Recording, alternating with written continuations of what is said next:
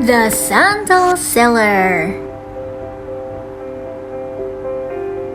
Long ago, there was an old man and his old wife living in the country.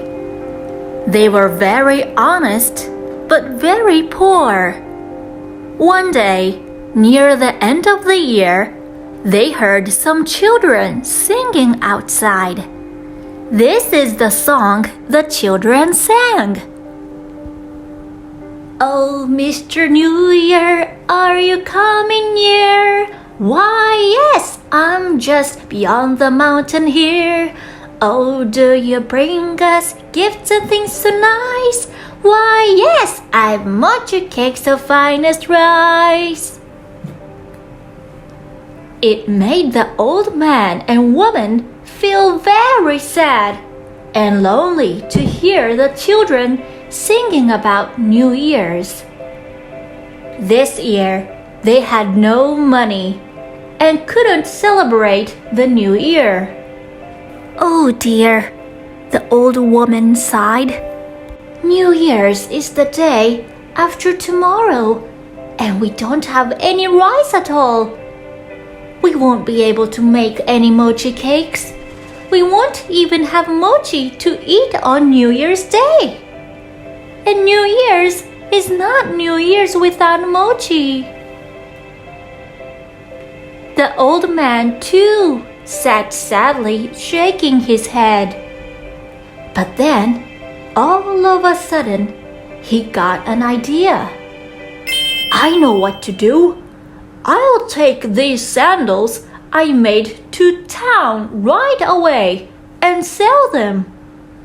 Then,With the money from them, we can buy some rice and make mochi. So, the old man started out for town right away, carrying the straw sandals on a long pole over his shoulder. It was a very cold day, with a strong wind and much snow. When he got to town,He began to walk through the streets, yelling, Straw sandals! Straw sandals! But everybody was very busy, and no one wanted to buy any straw sandals.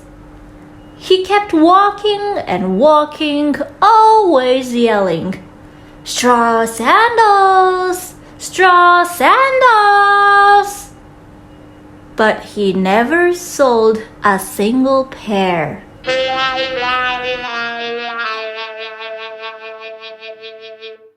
Just then, another old man came along the street selling charcoal. He was yelling, Charcoal! Charcoal! The two old men met in the street and stopped to talk.How's your business? Asked the charcoal seller. Terrible, said the sandal seller. I haven't sold a single pair. Everybody's too busy getting ready for New Year's. I haven't been able to sell any charcoal either, said the other. Come, let's walk together and see if we'll have better luck.So, they started walking together. Straw sandals! Straw sandals! One would yell. Then the other would yell, Charcoal! Charcoal!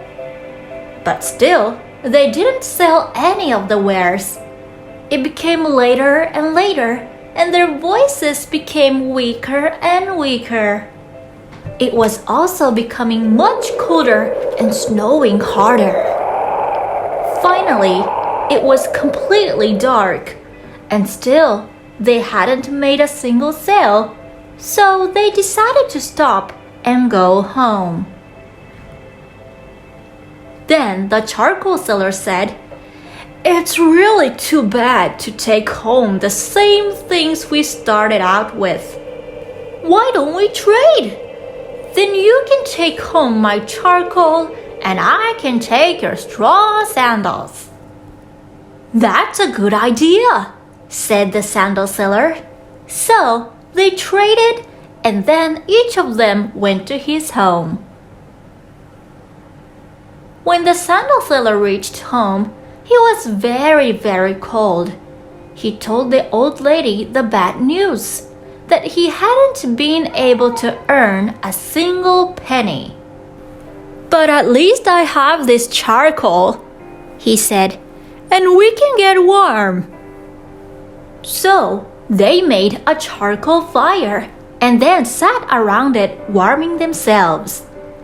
They were so sleepy that they didn't notice a tiny elf that jumped out of the charcoal and hid in their closet watching them.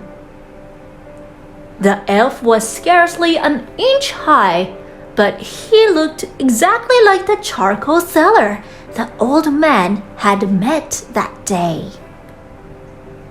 After the old man and woman had gone to bed, the elf came out of the closet and said, "I felt so sorry for this poor old man today that I gave him this magic charcoal.